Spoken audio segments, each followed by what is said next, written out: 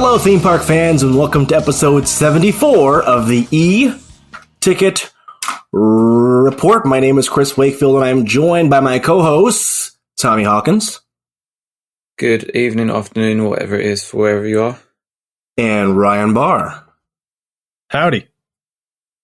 Jalen Harvey is off on assignment this week, so we won't have him here, but we have a few things to get to. Gentlemen, I am back from a very long vacation that was actually not long enough. I did a cruise, and I went to Disney World for a few days and Universal, so I have some observations, some thoughts I want to share with you. This will just be a trip report episode where I kind of go through what that was like. Cruising kind of falls into that same themed entertainment, vacation planning genre or niche that a lot of our listeners enjoy listening to or experience themselves. I wanted to really get some of the information out there and share with you, what it was like cruising in the COVID era with a toddler. And so it'll be a bit of an adventure here. Ryan, you asked me earlier before we went on air if I had booked through Disney, and my answer was no. And just as a kind of a lark, I went online to see how much that Disney cruise would cost. Kind of the same destinations, the same number of days type of thing. So guys, I spent $1,500 booking through Costco Travel for 3 people to go on a cruise. We had an ocean view room. How much do you think that would cost? And it was a 5-night cruise to the Bahamas and Coco Cay and back. How much do you think that cruise would cost on a Disney cruise ship leaving out of Tampa? Do they charge per person? Yes. Yeah, so I essentially paid $500 per person for a 5-night cruise ocean view room. I would have put it at like $1,500 to $2,000 per head. For And Disney, I would say $5,500. Per person? No, altogether. Altogether. I'm looking at a cruise now. Sorry, that is 5 nights to Nassau. It's out of Miami, not Tampa, but it's a 5-night cruise, ocean view room, per person, $2,160 for a 5-night cruise. You're paying more for one person than I paid for 3 people. What are you getting for that? Basically nothing. Or What's some that? meals, or what are you getting for that? So, and don't get me wrong, a Disney cruise is incredible, and I'm looking forward to going on one eventually when I hit the lottery or somehow manage to do insurance fraud. Kidney. Yeah, but on all cruises, most cruises, you get your meals paid for on the ship. There's a main restaurant and then kind of 1 or 2 buffets on the ship that you can go to anytime you want to, and a bunch of small things around there, and we'll get to that later. And the same thing applies on a Disney cruise, where they have 2 or 3 main restaurants that are free or included with the price of your cruise, and then a few specialty restaurants, the steakhouse. I forget what it's called on a Disney cruise ship. They have one really big one that's kind of a more formal restaurant that you pay an additional fee for. So, obviously, because it's different here, because we just tip is not, no, we actually pay our waiting staff like a decent wage. What does it work out? How does it work out with like tips and stuff like that? Are you tipping people as you go, or some places like it's included or whatever? Very good question. So for my cruise, we had the opportunity to either pay in advance or pay as we went for tipping. Whereas, so Royal Caribbean they would take money off my credit card each day I was on the cruise for gratuities, right. Or you can tell the cruise line, no, don't do that. I'm going to bring cash and tip them myself. So, it's funny because I didn't realize I had this option turned on my cruise. So the second day of the cruise, I'm noticing there's like $18 3 times charged to my card, my onboard card. I'm like, what the heck is this? I went down to customer service and said, that's your gratuities. You pay them automatically. And I had bought cash to tip with, but we still have some tips in cash for people, but for the most part, it was all done and paid for. But you do need to factor that in to the price of a cruise. So it's a very good question, Tommy, because you're tipping, obviously, your wait staff, and I'll get into that more later, at the restaurants, and your cabin steward. So to start, Right. I originally booked it, and I've been wanting to cruise my entire life. I look at cruise documentaries. I follow probably more cruise YouTubers than I do Disney YouTubers, just because there's so many of them out there that give great information on cruising, and there are a lot of great documentaries about cruising that I love to watch how the ships are built and stuff like that. So I'm a big nerd for this. So I booked this thing 2 years ago, and then of course COVID happened. And so we finally had a makeup cruise, and this was it. And this was the first cruise out of Tampa. To be able to get onto the ship, every adult had to be vaccinated for COVID. So that was a really big thing when it came to determining whether we went on this cruise or not. Because my family members, some of them said, "You are nuts." And people online, "You are crazy to go on a cruise during COVID. You are nuts." And make no mistake about it, we are still in the COVID era. We are not post-pandemic yet, if you ask me. But knowing that every adult will be vaccinated was very comforting to me and helped me make a decision. I've got a mother who's 74 years old and is fighting lung cancer. So I really don't want to get her sick. You know, she's in the middle of immunotherapy treatment right now. So So it's we not take as gonna many be- precautions as we can. What's that? You know, when it blew up recently about that obnoxious YouTuber that wasn't vaccinated, and he did that video where he gave a load of false information, but it was basically because he was getting on the cruise and he was unvaccinated. And Was this a wandering Disney around. cruise? Yeah, I think so. Yeah, one of the first Wow. ones that they did. Yeah. So And they for didn't have a me, mandatory vaccine requirement? no. Huh. But you know, obviously they've announced a solid date for us to come back on November the 8th, and that's going to be the same thing. So if you're flying, you can only travel to America if you're fully vaccinated, and then they're also going to be like PCR testing or lateral flow testing like 3 days before, and then I think the kids is like 24 hours before or something like that. Exactly. So that, and I tweeted about it the other day. I was like, you know, it's just nice to know that you're going to get on a plane, but everyone's vaccinated and everyone's, you know, been tested and all the rest of it. And it's just a nice peace of mind that pretty much even now, you know, you can't, even when we've got like 80 or 90% vaccination levels in the country, like you still can't really truly relax. So I bet that was pretty like an actual good start to your vacation, knowing that you can get on with a bit of peace of mind. And it was, and it's comforting knowing that, and I still, to that, we've been back for a week almost a week, and I still have not seen my mom yet. I'm just like being really precautious, like, hey, give me 2 weeks at home, make sure we're really not sick, and then we'll come see you, just because, again, my mother is fighting lung cancer, and the last thing I wanted to do was get her sick because I went on a stupid cruise. Exactly. So, and to your point, Tommy, we had to be tested before we went onto the ship. So Eric and I had to be tested 2 days before the cruise. So it was really simple. We went to CVS and got our test, scheduled them online. My daughter could be tested she's not vaccinated because she's 2. She could be tested 3 days before the cruise, up to 3 days before the cruise. So we took her in to the hospital, actually, to her primary physician, got her a COVID test. And she's had, I think, one of these before when we came back into the country from the Dominican Republic this summer. But COVID testing with kids is always tricky. It's always just, they don't know what's happening. And it's very, to me, I use the word traumatizing. It's traumatizing to them. So the first one we did in the Dominican with her was pretty easy. The one at the hospital was pretty easy. But to get onto the ship, she had to be tested again. So kids, at least for Royal Caribbean, had to have 2 negative tests within 3 days. One right there at the cruise terminal. And I want to mention this. We got to Tampa, and this was the first cruise out of Tampa in a year and a half. So it was a really big deal. There was news there the morning of, news cameras. We watched the live reports from our hotel room that morning in Tampa. And so we got there early, and Royal will tell you, hey, get here at 1 o'clock to get on the ship, or 2 o'clock to get on the ship. Our time was 2 o'clock. I got there really early. We went to the Florida Aquarium, which is right next door to the cruise terminal in Tampa. Absolutely amazing. And I think every time we cruise out of Tampa from now on, we're going to take that morning before we get on the ship and go to this aquarium. I was blown away. I was griping about the price. It was like 50 or 60 or 70 bucks a person to get into this damn aquarium and see fish. I was blown away. They have That's an a outdoor bold playground and splash to drop pad. that much on an aquarium you don't know much about.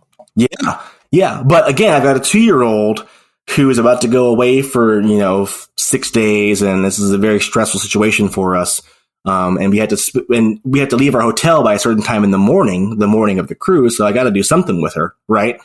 Yeah. So, and I can't take her to the Hard Rock Casino in Tampa. So we'll go to the aquarium next door. And it was really fun. Like, it was a beautiful aquarium, very well done. Was the price that much because it's amazing, or is it a bit of it's amazing and also it's right next to a cruise terminal and you've got people that are willing to splash the cash? I think it's just because it's an amazing aquarium. Because again, there had not been a cruise out of Tampa in a year and a half. And we were probably the percentage of people who were in the aquarium that morning who were cruising, if I were to guess, it's probably less than 20%. So it's legit. It's a legit aquarium. It's beautiful. And a great way for our kid to kind of get the runarounds out in the morning and get her hyperness out and play on the splash pad outside and the beautiful playground. And it's right on the bay. You can see the cruise ships. They're really fun. After that, we go to the cruise terminal, and it's one of the older terminals there. They have a new one they're building, but it's not done yet. And you have to wait outside in line in the heat in frickin' Florida. So, and I've got a 2-year-old in a stroller who does not want to sit still. And that was a bit tricky. And having to explain to the cruise terminal staff in Tampa at Royal Caribbean that we were told by Royal Caribbean to get here early because she has to be tested in the terminal. And they tell you, on your ticket, get here at 2 p.m. at your boarding time. But Royal said, no, get here earlier than that because she has to be tested. And it takes up to 45 minutes to be tested, which we didn't know about at the time. So, the staff was a bit confused at first, like, hey, you can't get in line, it's on time. And I told them, no, we got a child. We're getting here early. It turns out my kid was one of only 30 kids on this cruise. One of only 30 on this entire cruise ship. Our cruise ship was booked at about 45% capacity. Ryan, and there was still 30 kids? That's too many kids for me. Too many. Well, and I should mention, we were on the Serenade of the Seas. We originally booked on the Brilliance of the Seas, and we got an email about a month before our cruise saying, no, you're switching ships, Serenade of the Seas, and we're taking away one of your port days in Key West because Key West apparently banned cruise ships right before our cruise happened. So we lost a port day, and it was an extra sea day, which I was not too thrilled about because, again, I have a 2-year-old who does not like sitting still. And this ship was a bit older. I think it was built in 2000 or 2001. And there was not a lot for kids to do on this ship. We were really leaning on the port days to be our go-to for her to get out and run around and experience new things. But more on that later. We get into the terminal. My daughter gets tested. She sees it. She sees the testing stations for the kids. And the kids are all in line. And half of them are crying. No, don't stick it up my nose, whatever. She gets her test. And they take the parents and the kids to a waiting area inside the terminal. And if you've never been on a cruise before, the terminals are it's like a scene one. It's your cue, like in a Disney ride. And so there's music blaring and pumping. They're trying to get you excited to go on the ship. They want to get you pumped for this cruise. And there's frickin' Pharrell or whatever music is bumping in the background. And they take these kids who just had a stick shut at their nose and put them in this little roped off area, but the lights are on full bright. The music is on full blast. It was sensory overload. And my daughter had the worst meltdown she has had in almost a year and a half. Like full on kicking, screaming, lost her voice. She was crying so much. And I don't understand why they separate them. Well, because they don't know if they're positive or not. So you got to, go over to the side of the terminal and sit here and wait. Yeah, but you've shown up to the terminal with your kids. Exactly. You're supposed to be negative, tested, and you're supposed to be vaccinated. So what difference does it make? Well, we were in there with the kids. But what I mean is, if they just said, right, go outside or whatever, wander around, but don't obviously come in contact with anyone. Exactly. Like, go and come back. Like, why would you pen them off? It was absolutely awful. And my daughter wanted to leave the area. And I had to explain to her, you can't, and she's 2, you can't leave, honey, you can't. And she's people out there walking around, and she kept saying, it was like Murphy's Law. I want to go out there. She wanted to leave the building. And I said, hey, can you get water? No, you got to stay here. And it was 45 minutes. And Tommy, you know this, dealing with toddlers. And my daughter, we came 5 minutes away from just leaving and saying, you know what, fuck it. We're not doing the cruise. It's just too traumatic for her. The music is too loud. The lights are too bright. Typically, when your toddler has a tantrum, what do, Tommy? You eliminate the sensory from it. You take that away. You calm them down. It's going to be one of a few things. Either they're hungry, they're tired, or like you said, they're overstimulated. So how do you fix that? You either give them food, you make them sleep, or you take them away from whatever. Or you sedate them.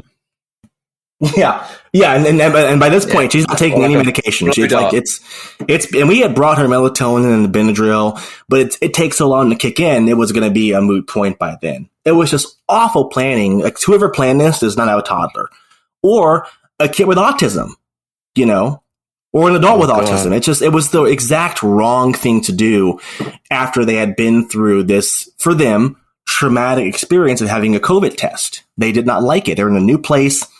COVID test, loud music, and at one point, a cruise terminal member, bless her heart, came dancing over to us like, "Hey, cheer up!" I said, "Go away now!" And I had to point her and like leave. You are not helping.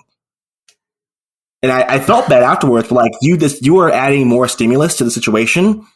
Like, we legit almost walked out on this cruise because of this experience. We can't. If it was me, I would have said, "Hey, look, we've got this little room over here. Do you want to just go and chill out in there for a minute?" Do you know what I mean?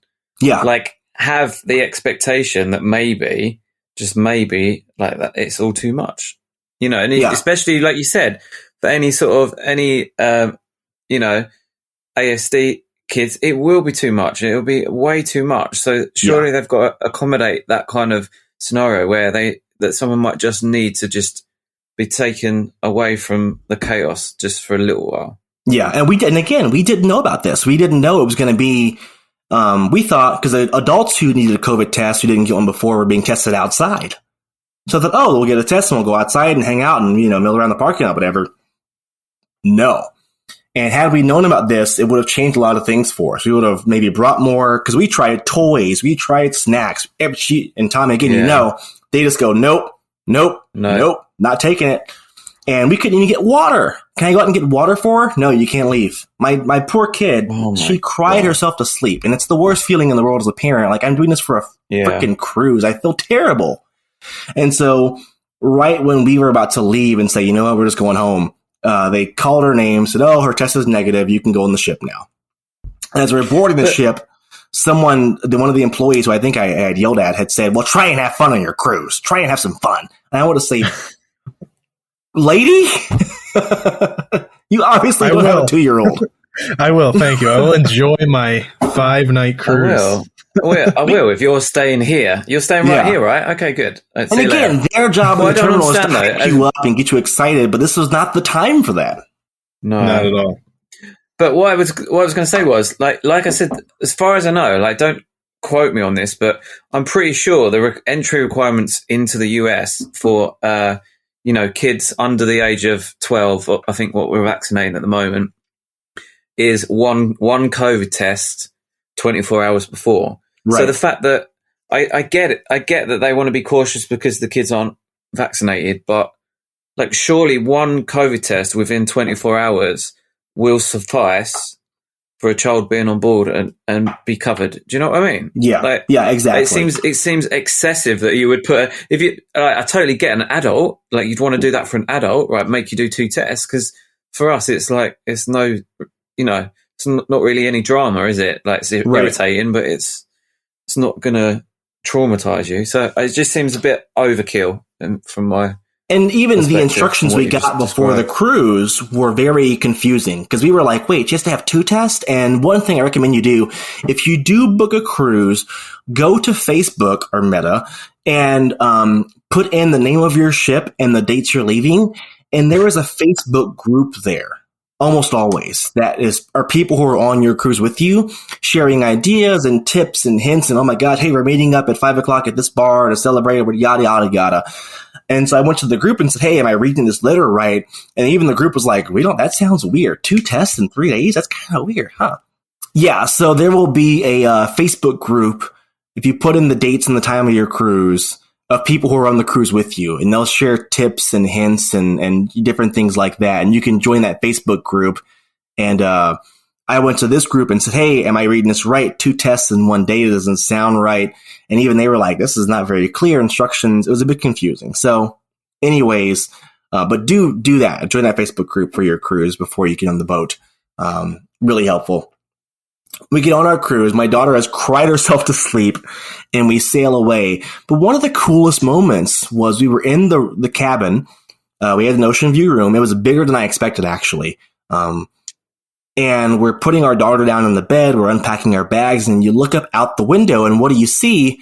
The earth is moving, and our ship was actually moving. We had missed, I guess, the horn or whatever. But that's a pretty cool experience where you realize I'm on a boat now and I'm moving, and just to see the water pass you by. The muster drill for Royal Caribbean is really neat during COVID. So you have the Royal Caribbean app. You have to go on and watch some of the safety videos, and then you have to go to a muster station and get a very small talk from the whatever staff member is working there, and then you go back to your room, and that's it. So it's not like this big typical muster drills. You have to all gather in one spot and sit there for half an hour, and you get dismissed at certain times. This was so much easier, again, for us on a very difficult day. What I was going to ask about the muster things is, so basically, obviously, it's your evac from the ship, right? Yes. So when they do these great big long-winded things, does anyone actually pay attention to it? Do you think, or is it? It's like on the airplane when they're doing the boring. Yeah, security, child's master, security, yada, yada, yada. I don't know. I don't listen to that. I'm watching my iPad or something. So this is a very cool, it was like 2 or 3 videos you watched on your own time the day of the cruise, and then you went to the station. It was like a 30-second, like, yeah, cool, have fun. And that was it.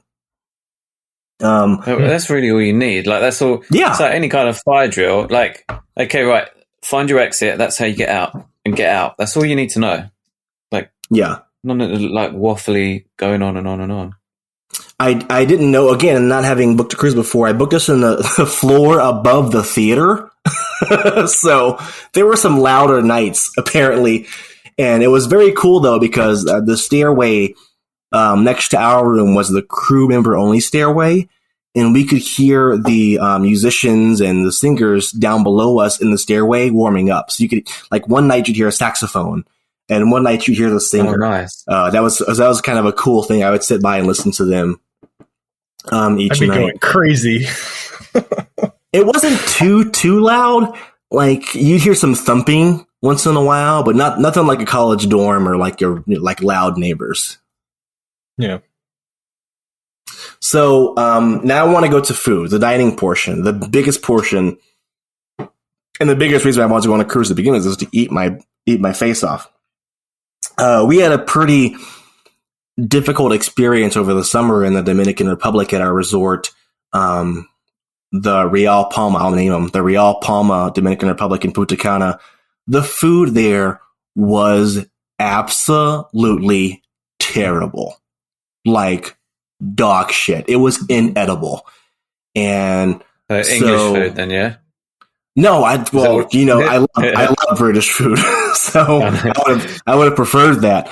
But it was like, we watched a video of the people at the resort before we went there back in June, and they were like, "Guys, the food here sucks. Like, just be ready for it." I was like, "They're exaggerating. The food can't be that bad. It's a resort." And we got there. I took one bite of food, and Eric looked at me, and he was like, "Oh no, I lost 5 pounds that week." Like, we were on a tropical vacation, and I lost 5 pounds because I ate so little. So we were really on guard for bad food. The food on the cruise ship was absolutely phenomenal. Like, really good. Steak every night if you wanted it, and Eric likes seafood, so seafood every night. And again, it's as much as you can eat at the main dining room. So if you want to order 2 entrees, order 2 entrees, 2 appetizers, do whatever you want. Like, they'll keep bringing it to you, and you have the same wait staff every night. So it's really fun. The crew on the cruise ship, being only one of 30 kids on board, every crew member, it seems like, knows my daughter, and they knew her name. They addressed her by her name in the morning, in the afternoon, and at night. The pool staff all knew her, so she loved being kind of the star of the show for the week. Our first night there, after Aria has her massive meltdown, We take her to the room. She naps. We wake up. We go watch the sail away. We go to dinner. Aria begins to have another meltdown at the dining room, at dinner, our first night. Oh my God. And the staff says, you know what? Don't worry about it. We'll send the food to your room. So Eric stayed downstairs and ate his food, like had a nice dinner by himself. I took the kid to the room. She fell right to sleep because she's overloaded. And 10 minutes later, knock on the door. Here's all the food I ordered right there at the door. Perfect. So, she woke up the next day feeling much better. She was fine. They kind of redeemed themselves. Yeah, they actually obviously deal with kids on a day-to-day and know how to actually speak to them. And it's not like, anyone can get, like, they actually look at, your employment history. Yeah. Well, I think, too, a lot of our staff members on the ship have kids at home, and they're all from different countries. And they're away from home for a long time. This cruise had just come from Alaska. This ship did. So they had been in Alaska for like 6 months or however long it was. So a lot of them miss their kids. When they get to see a kid running around, they embrace that. And Eric and I are very low maintenance when it comes to service. Like, we're like, hey, we're good. You can leave us alone for a while. On a cruise ship, they are on you like every 5 minutes. You okay? You good? You thirsty? You hungry? It's like, hey, can you leave us alone, please? Like, I appreciate it, but and Tommy, you'll know this being in Europe. In Europe, the wait staff barely bothers you during your meal. Like, they'll come see you once or twice, maybe, and that's it. In America, it's every 10 minutes. That would drive me insane. Because, even what I would say is, like, you've obviously been to Nando's, right? And yes. Nando's do touch tables, right? So that is part of their thing. So, they'll drop the food off, they'll touch the table once you're eating, and it's useful because they touch the table when you're eating and they actually check whether it's all right. And you can say, oh no, these chips are cold, or whatever it will be. You know what I mean? Whatever it will be. And that's enough. But I mean, it would go the opposite sometimes where you want to grab someone because you do need some service and you haven't got anyone. But for me, like, that would absolutely drive me crazy if they kept bothering me. I'd be like, look, why, you insecure? Why'd you keep checking? Like, is the food good or not? Or like, why are you here? Like, what's in my food? That would drive me insane. We were in Paris a couple of years ago in a very not touristy part of Paris, just having dinner at some bistro. And Eric said, where the hell's our waiter? I said, he's not going to come back until your plate's empty. Like, don't worry about it. Just chill out and enjoy the scenery. Yeah. So again, but I mean, that's the difference is, they're not working for their tips. Like, exactly. Yes, you will tip in Europe, obviously, and they will accept a tip, but they're not like constantly like, we work hard for the money, like, it's just, they know they're getting a tip if they've just been nice, and that's it, job done. Yeah. So apart from the table service, talk us through the the rest of the service and stuff like that. And it's really important to realize that this is one of the things that I think sets cruise ships apart from each other, or cruise lines rather, is that level of service. Disney is, of course, is known for that great service, and Royal Caribbean is, and Princess, and our service is what made this cruise for us, because again, everyone knew our daughter's name. They greeted her. They would get her excited. They would help her with her dinner order. She had the same thing every night for dinner, by the way, chicken fingers and mac and cheese. And they would bring her extra, like one night they brought her like 3 desserts. I'm like, you guys are going to kill me. Stop bringing this kid desserts. Raul. She's going to want that free when she gets home. Yeah. Raul was our head server, and Orion was our cabin steward.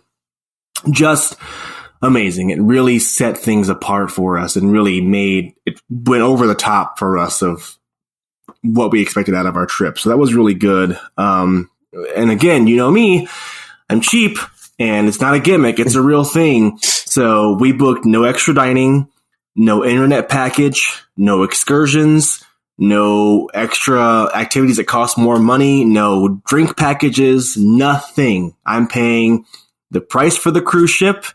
I'm paying my gratuity, and that's it. And that's what we did. It's funny because we kind of hugged the coast of Florida on our way down to the Bahamas. So once in a while, we would get a faint internet signal or wireless signal for our cell phones. I would run to the top of the ship. I would call my mom, or I would check Twitter and stuff like that. For those 5 or 10 minutes, I would have a bit of a signal. But for the rest of the time, we had no internet. So we brought lots of books and downloaded lots of movies and shows for the kid on her tablet. Can I ask you a question? Like, obviously, I know the rough geography, but Tampa, you've got to get all the way around like the peninsula, right? So how much does that add to your like how much of the trip from Tampa to Bahamas is just traveling around? So that was the weather's pretty decent, isn't it? It's not like it's not like, oh, it's crappy and then you get to Bahamas, it's nice. I imagine it's nice. That was a day and a half. So we had an entire day at sea. After we left Tampa, we had that night. The next morning we woke up. That was an entire sea day. And then we made it to the Bahamas after that, the day after. So one thing I didn't know, cruise ships do not move very fast. This thing was going at about 19, 20 knots when they were, when it was wide open. And that's about 22, 21 miles an hour, really. So that's not still that fast. That's pretty fast for a boat, though. For a boat, yeah, but you would think, okay, it can go. It's modern technology. Put some damn rocket boosters in this thing, but no, it's just a lumbering, which is great for the guests because your ship's not rocking back and forth and up and down. So that slow speed is deliberate to make to be more fuel efficient, and two, to make your experience a lot better. So someone like me who was terrified of seasickness, I get motion sickness very easily. My daughter learned Ring Around the Rosie and loves that game. I can't spend more than twice or I'm on the floor. Like, it's not a good thing. So, but there were no major problems except for the last night of the cruise. Our ship was going up and down a bit, but back to the service. Excellent, amazing. Raul Orion on the Serenity of the Seas went above and beyond. And, I feel for these members who are away from their families for 5, 6, 7 months at a time. And they work every day. Like, they don't have days off on a cruise ship. You work 5 or 6 months on, then you're off for a month or two. And then like it's a 7-day a week, sometimes 12 hours a day job. And, we tried our best to be as nice to them as possible and as gracious to them as possible because they have a really hard job. And wow. So I mentioned shore excursions. Our first day at the Bahamas, we wake up and we do or the day before rather, we get a letter on our bed that says, if you have an unvaccinated child in your room and you want to leave the ship and go into Nassau with that child, you need to book an excursion. Could you imagine my reaction to this? Is it like the memes of the people being triggered? I was very the one Derek uses quite a bit, like the guy in the chair with a beanie hat that's like in convulsions. Is it like that? I was sitting on the bed reading the letter, and you would have thought my dog died just for the look on my face and my expression. I was like, "Oh no!" Royal said, "Oh, we sent you an email weeks ago." So many of those emails go to your spam box, and they send you like, I had to count 40 or 50 emails leading up to a cruise. So this must have gotten lost if they really sent it. But I was pissed because, again, we're not booking any excursions for Nassau.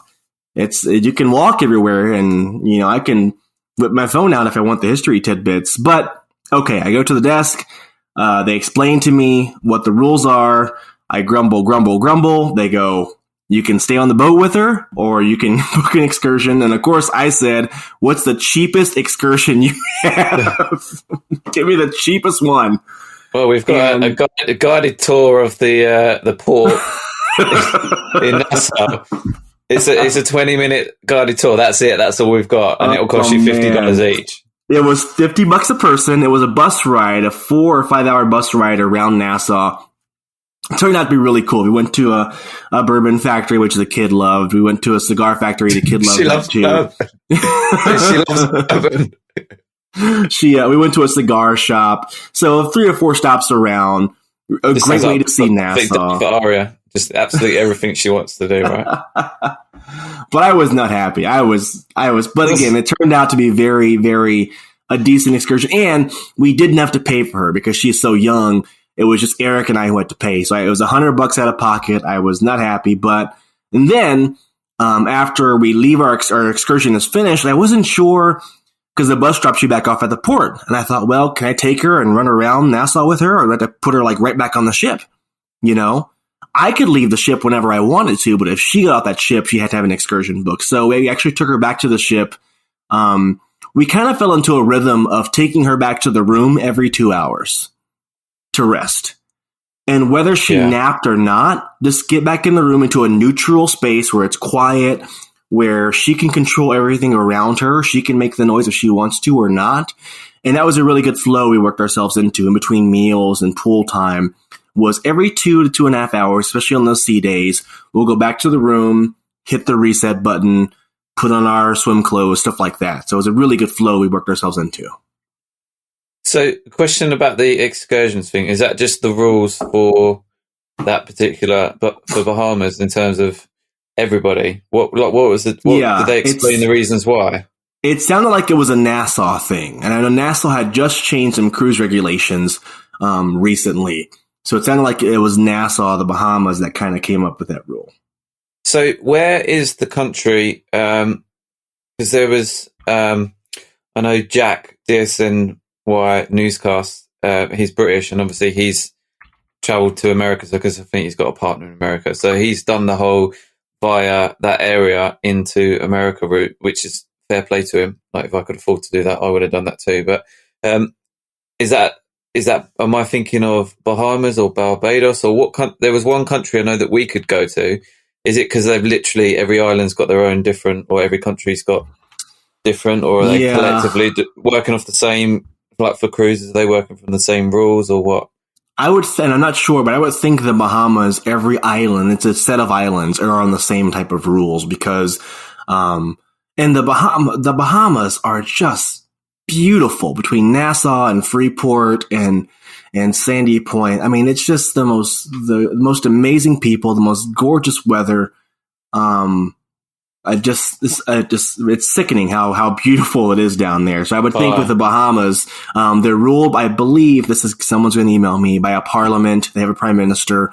So that's how their decision making is made down there. Makes sense. I just wondered whether, obviously they're different nations, but essentially they're kind of being served by the cruise lines and all the rest of it, whether they've kind of gone in agreement on the same kind of set of rules or whatever. Right. And offshore gambling. Yeah. Well, and we almost lost our Nassau day because a cruise ship emailed us and said, hey, we may or may not be going to Nassau because they're changing rules, so you may get an extra sea day. And I was like, fuck, 3 sea days? No, thank you. But luckily we did get to go. After that, we worked our way to Coco Cay, which is their private island, quote unquote. Like Disney has a quote unquote private island. It's really leased from the Bahamas. What's the one with the really tall slide tower? That's Coco Cay. Yeah, Perfect Day at Coco Cay, the largest. Oh, wow. Cool. I think it's the largest water slide in the Northern Hemisphere or something like that. Or it's huge though. It's massive. And again, you have the option to book these excursions at Coco Cay. And the earlier you book these in your cruise, the cheaper it is. So like we just booked a cruise for June, and right now those excursions are 30-40% off. If I have to wait until the last minute, I'll pay more, obviously. But a lot of the excursions in Nassau and at Coco Cay are kind of the gimmicky, touristy type of things. We don't like to do that too much. A lot of them deal with like meet the dolphins and swim with the dolphins and pet a stingray, and we don't do any activities or excursions that deal with captive animals. So I don't want to swim with the dolphins. I don't want to pet stingrays in your lagoon. I want those animals to be free if they can. And if they're just being used strictly for tourist purposes like that, I'm not really into that. So, we walked off of Coco Cay with nothing, no excursions booked at all. And we had an absolute blast. It was one of the best days we've had on vacation, and we go on a lot of vacations. I've seen, I haven't seen many cruise videos, but I've definitely seen one from that island, and I know it definitely it was just in itself a trip to that place, and just for a day. Just sounds really cool and looks really awesome, and just looks like it's got a decent atmosphere, and I don't know, it just seems self-contained, just everything you'd want if you were going to be dumped off on an island. That would be the perfect scenario. And it's big enough that you can do, I mean, they have the water park in the middle, which costs extra, obviously. It's like $70 a person. Or they have a couple of smaller beaches you can go to. They have the big pools. They have a lot of different stuff. So it was so much fun. Eric said, when you're booking the next cruise, make sure it stops at Coco Cay at Perfect Day. So that has kind of married us for now to Royal Caribbean because we love this spot so much. And I'm sure people book Disney because they love Castaway Cay so much. Yeah, so you didn't do the water park this time around then? Oh gosh, no, and I have no regrets, and I probably never will, just because, just for us, we travel quite a bit. Being on the beach is enough, and they have a great little small island bar in the middle of the beach, or out in the water. We could see fish, we could see stingrays. Someone saw a mako shark. You can kind of swim out about 50 yards, and there was this huge natural sandbar that was there, and you could stand up and see fish swimming all around you. To me, that's better than any water slide any day of the week. Yeah, I mean, yeah. And the food was amazing. The food was amazing at Perfect Day at Coco Cay. It was a buffet style. They had a few different buffet style stops, and it's just, I think I ate the most on that one day alone because the food was so good. What else was on your itinerary then after that? That was it. We had another full sea day, which I was kind of worried about. And it was at this last sea day, my daughter starts to say, I want to go home. I want to go home. And as a parent, you always go, oh, crap. If you travel down to Orlando when I'm in town, that's what I'm going to be after about 45 minutes in Epcot. I want to go home. I want to go home. Another thing she would say, and I'll talk about this more in our Disney portion of this, is she would say, I don't want to. I don't want to do this. I don't want to. And for her, that meant I don't want to, I want to be here, but I don't want to be here at this spot right now, in this line, or at this particular, you have to kind of read into what she was saying. But my daughter was getting homesick. She started asking about the animals. How are the animals? How's Raja and Peanut and Jasmine? And are my toys okay? And things like that. So, this was the longest vacation we've taken her on. I think it was 11 or 12 days we were gone. So she was getting a little bit homesick, which is a new feeling for a 2-year-old toddler to make sure her toys are okay.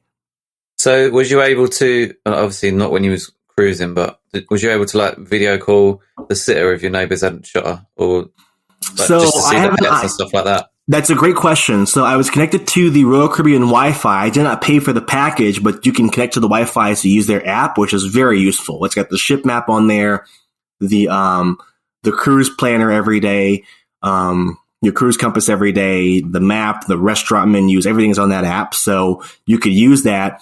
But since I have an iPhone, our house sitter also has an iPhone, so I could text with her constantly. Eric has an Android, and I could not text him. If I was away at the casino, like, I had no idea of knowing what was happening back with him in the room and the kids. So it's funny because I would go off a lot on my own after the kid went down for a nap or to go to bed, and I would go to the casino. I would go to the Schooner Club and read my books, or I would go up to the top deck and just look out at the sea. I probably spent hours every day just looking out at the waters because I have a spell cast on me by the sea. It's just I love watching the water. And so, but I had no way of knowing if everything was okay back at the room. Had she woken up? Was she having a fight? Was she fussing? So we never did any of the things you would typically do on a cruise ship. We never went to the theater and saw the shows. We never went to the movie theater and saw Black Widow. We never, did the trivia games because, one, that those aren't good situations to have a 2-year-old in after 9 o'clock at night. And we stuck to her bedtime every night. She was in bed by 9 p.m. at the very latest every single night. So, but I was so paranoid that something was going wrong and I couldn't text him. And Eric had paid for, you can pay for a text only plan on the ship, like $2 a day, and you can text other people in your party, right? Right, yeah. Eric said, hey, I paid for this thing. I said, cool. Well, each person has to pay for it. And I said, I'm not paying that. He's like, what? I said, I'm not paying that. No, and that's like the extra $10. He stitched him up. So he paid to text nobody. He's paying to text nobody. All his friends. You're fucking off to the casino and leaving him in his room with no one to talk to and a sleeping baby. I didn't tell him to pay for it. What do you? He just said one day, "Hey, I paid for this texting thing." I was like, "That's cute. But I'm not paying for that. It's $10. I'm not paying for that." Just to text you. You're a 10-minute walk. I can walk to the room in 10 minutes and see what's happening. I'm not paying for that. So he was stuck with his texting plan with no one to text. You did. Hopefully, so you couldn't even receive his texts. No, I couldn't even. Well, I could see like the first 10 letters of a text. So I could see like Schooner Club, or like one day he said at the pool, and I could see that this is the preview of it. I am divorcing you. No, you can't fit 10 letters into that. You are divorced. Yeah, that'll work. That'll fit. $10. I want to hear more about this casino on the ship. So, what are the slots any good there? So this is really cool. So, and I love casinos. I'm Irish, so I gamble quite a bit. I went to the casino, and every night I was at the casino, every single night. And I kind of have a method for casinos. I usually, which is not common, I walk out of a casino ahead most of the time I go to a casino because I have a very disciplined strategy that I stick to. I left this casino at the end of 6 days up $20, which is a big win. Which could have paid for the fucking text. That's $10 spare. 20. Come on. Dude, no. I was up $20. I just play penny slots or nickel slots, only 3 reels at a time, 3 reels. And it has to have a bonus game. But I made most of my money on video poker. And my rule is once my $5 I put in the machine, if I lose that $5, then I'm gone. I leave the casino. So, but it has one of those coin dozer machines that pushes the coins out, and you put a coin in, and it pushes them. That's the only one I would probably play because that. Listen, the cruise ship is rocking back and forth, right? So I picked a slot machine next on a really rocky day. I would go down to the casino. The ship is rocking, and coins would fall out once in a while. I made like $4 just in quarters, just sitting by the machine. God. I would hear the coins fall down. Like mind sweeping for drinks with coins. Sounds like that's what you're doing. But you were mind sweeping drinks as well, but you didn't pay for a single drink the whole cruise, did you? I think I bought probably 2 or 3 drinks, and Eric bought 2 or 3, and we bought them for each other. But yeah, we didn't drink that much. And now looking at our next cruise in June, the drink package is like $60 per day per person. I can't drink $60 worth of liquor in one day. You're not like 7 days straight. They don't search your bags, do you? Could you take like smugglies? Could you take a bottle of? So, that's a very good question. We were allowed 1 12-pack of soda, which I brought Pepsi, and then we were allowed 1 bottle each of wine or champagne. So we bought a bottle of champagne and we bought a bottle of wine. No spirits. No, you could not bring hard alcohol. I don't believe. Oh my god! So smugglies supplement us. Like our last night, we opened our bottle of wine. Our first night, our second night, maybe we had our bottle of champagne. So that kind of supplemented. But I hate drinking in the heat anyways. Like out of the pool, throwing back daiquiris. It's too hot for all that. So I don't get these adults who can start at like 10 a.m. at the parks in the hot Florida sun. Like you're nuts. It's a talent, but like I had 1 drink at Epcot last trip, and I was like, nah, I'm done. Like I just couldn't be bothered. But $60 per day, and everyone in your stateroom has to buy the package. So because if not, people like me would go, "Oh, Eric, get the package and bring me a drink back." So no, $60 per day per person. What if you're sober though? Nope, you got to buy it. Gotta buy it. No, but if you're sober, if you don't drink, then they can't force you off. I don't think sobriety, surely. I don't know. The coffee package, just for the coffee shops, is $30 per day per person for coffee. Yes, this is where cruise ships make their money, are on these packages, on these excursions, things like that. That's where they make a lot of money. So our next cruise we will do. We'll drink more, probably. We won't get the package. We'll go to a couple, especially restaurants, probably, but nowhere near. We're not drinking $60 a day per person. I can't. I physically can't. I weigh 180 pounds. What would be the point of paying for a cruise if you're that drunk? You're drinking 60 quid worth a day. You can't even remember it at the end of it, and you're just blitzed the whole time. I don't see that. So, but overall. The cruise was great. The staff was great, and I was hooked by the second day. I was like, I love this. We're going to be moving a lot of our Disney dollars that we'd spend there to cruise ships now. And my kid loved it, so we'll take her Maybe next fall. She's not going in June with us. She's going to the grandparents for the week. But I'm hooked, and I knew I'd be hooked by it. Well, I would say what just when you was just recounting, like, you know, like Eric being in the room with the little one and stuff like that, is it sounds to me, if you are going to do this as a regular annual thing, that you're probably going to have a different experience every time you go, because exactly, you know, 2-year-old Aria isn't going to be the same as 3-year-old Aria, as 4-year-old, etc., etc. You're going to get more time in the evenings where she's going to want to do a little bit more. I'm not saying she's going to be up till 9 or 10 at night, but do you know what I mean? She's going to get less ratty, less earlier, and stuff like that. I didn't mention this. They have kids clubs on the ship for kids as young as her, as 2 years old to 3-year-olds to teenagers. So they have the kids club you can send them to. They weren't too great on this ship because, again, it's an older ship. There were only 30 kids. And Aria at this age would never let us drop her off with strangers. Like, hey, but we're going to go have steak dinner. Bye. Like, she would throw a fit. That cruise ship would be on fire within 5 minutes. So we didn't even bother registering her at the kids club because we knew she's the only child with 2 dads. Like, she's not going to leave our side for anything. So we didn't even try. Yeah. Maybe. But she gets older, and this is what Disney does so well. Disney, you can just drop off your kids at the kids club, and they're like, okay, bye, Dad. And, you know, they don't care about you for the next 10 hours, and you can go do an excursion on shore. You can go have your nice dinner. You can go to the pool, to the adult pool and stuff like that. And it's the same thing with Royal. They have the same programs. Yeah, that sounds pretty good. So just to remind me on this sort of timeline. So you're on at this point, so you've done the Bahamas, you're on your way back to Tampa. What day are we up to now?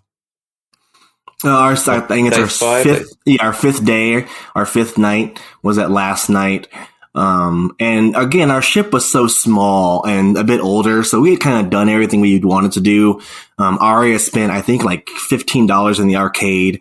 They have this machine that's $1.50 a pull, and you win a rubber duck every time, like the claw machine with a rubber duck. And this kid came home with like 5 freaking rubber ducks. That's all she wanted to do was rubber ducks. And Eric and I played air hockey a few times, but it was mostly just for her to buy the damn rubber ducks. That cost 5 cents to make. I spent $15 on it. So we had done everything: the basketball court and soccer. The gym did not have the kind of weights that I work out with, so I couldn't work out that much, and I wanted to run the track. Oh, they're too light for you, are they? They're way too light. And I wanted to run the track, and someone said, a staff member said, you cannot, this is a walking track, not a running track. I thought, okay, I get it, whatever. And then the next day, I see people running on the frickin' track. I could have worked out the entire time, and I love running in the heat. That's how I lose most of my weight, is by sweating it off in the heat by running. And I was like, just forget it. I'm not going to exercise. It's fine. I lost 2 pounds for the week anyway somehow, so whatever. I did get in trouble once with the staff. So we're at the pool. Uh-oh. The main pool. It's a pretty small pool because the ship is smaller.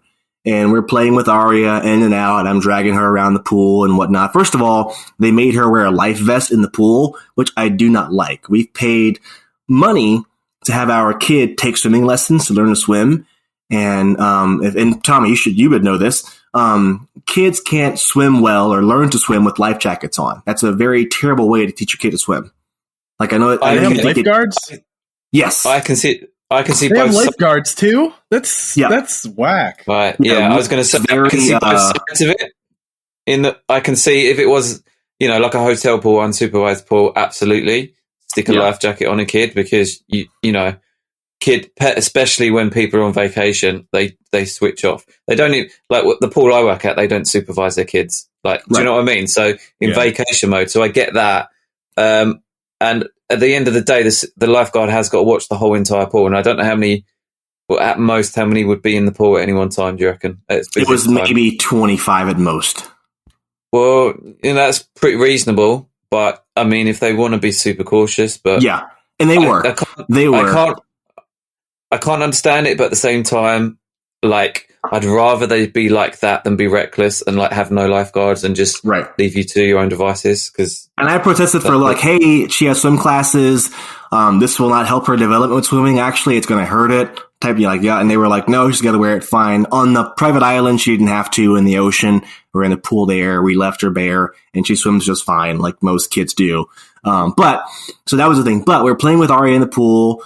and she's kind of splashing us and she's trying to drag us in the pool into the deep end type of thing.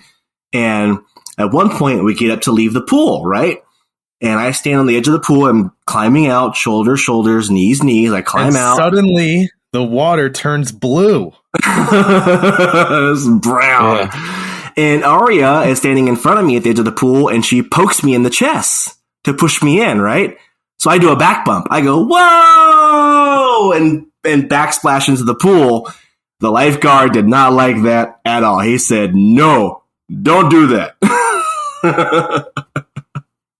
I got in trouble. Did you do a flip, or did you just took a back go bump. off the side? I just took a back bump into the pool. I was at the edge of the pool, and the water was level with the edge. I just did a back bump, and he was like, no. He got really upset with me. How deep was it? About 6 feet.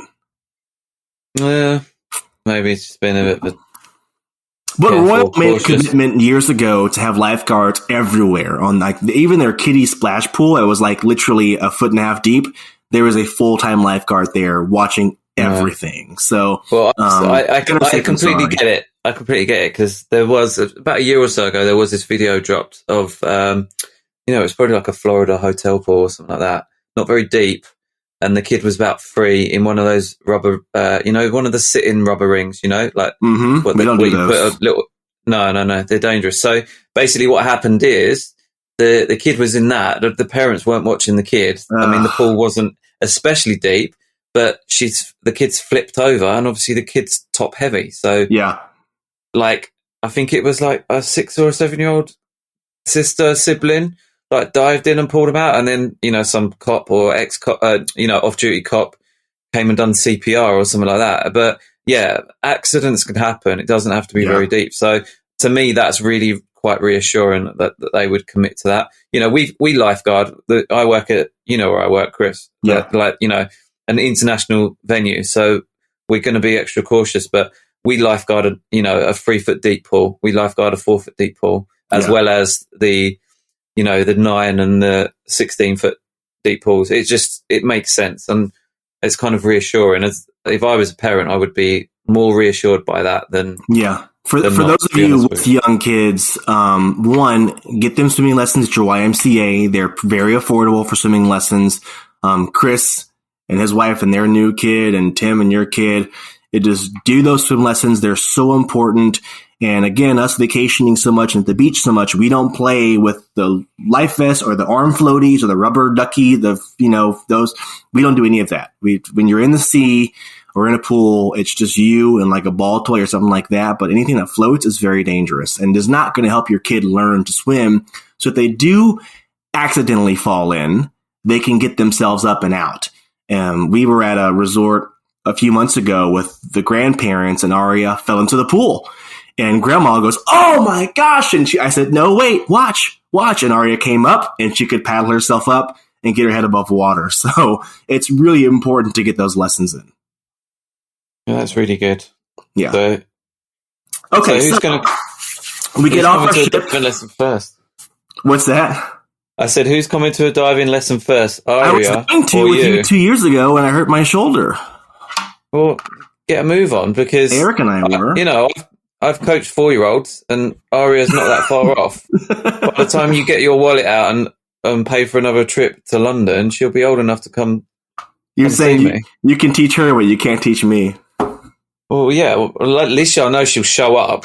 If she says she's coming, she'll stick to it. The week before, or not even a week, I think it was a few days before, I was going to meet Tommy. I said, hey, I'm at the gym today. I just fucked my shoulder up. There's no way I'm jumping off a diving board. Hang on a minute. I'm pretty sure you said you fell off a bike. No. I was at the gym. I tore my shoulder up. Oh, okay. All right. I'll let you off. But I do usually about once a month fall off a bike, so it's probably probable too, because I'm very clumsy. All right, so we leave our cruise ship. Aria had to get a test to get off the ship. She has to get a negative test. We did not, actually. But my kid did. So that was her third test in the span of about a week. So, which went very easy. And in this situation, they didn't hold us for 45 minutes. They said, hey, here's your test. We did it down in one of the restaurants, and they're like, all right, go have fun, go play. So it was a bit frustrating. Like, okay, why couldn't we do this at the port? I'm going to avoid the meltdown. But anyways, we leave the ship. I rented a car, and if you know anything about rental cars in America right now, they're very expensive, through the roof. So I found one of the rideshare programs called Turo. There's Turo and Get Around, where people will just like rent you their car for the week. Like, hey, I have an extra car. Do you want it for the week? Kind of like an Uber type of thing. And that's what I did. So what's it like? What's like Airbnb sort of thing, but with cars? Exactly. Yeah. Yeah. Oh, cool. But the cool thing is a lot of car dealers are doing this now. So they have all these cars in the lot and no one's buying them. You're going to be in town next week. You want to ride the Mustang or whatever. So, I got a Mini Cooper convertible for like $35 a day. And we drove that from Tampa to Orlando. And we went straight from the cruise port to Magic Kingdom with the kid. And she napped on the way. I feel like I'm going to ask with trepidation how it was. But I think I probably already know. But we didn't... fill us in, Chris. Fill us in. Having been to Magic Kingdom so much, there's not much I want. Like, I gotta do this when I get there. I gotta do this. We really, on our Disney trips now, go with what Aria wants to do and go with her mood and her flow. This is what I was about to say to you, because this is, forget yours and Eric's previous trips there. This is her first day. So talk us through it from her point of view, from her first day. What did she? Second or third? Because we've been there with her already once or twice. Oh, right, okay, but yeah, she's probably a bit more mindful now, right? Exactly. Yeah, she's gotten taller. There's a lot more she can do. So we kind of arrived. I think it was around 1 p.m. We arrived at Magic Kingdom, and our cruise ship, by the way, was late getting in because we had to stop in Key West the night before and drop off a patient who had a medical emergency. So our ship was delayed getting in. I was like, oh, I paid for a full day ticket and we're going to miss half the day, but oh well. So we got there at 1 p.m. and so I'm looking at the app. Magic Genie Plus had just launched like earlier that week. And I have no internet on the ship. So I cannot see the updates from Lynn Testa and Scott Gustin and Alicia Stella. They're beta testing it like in the park live, and you all saw that happening.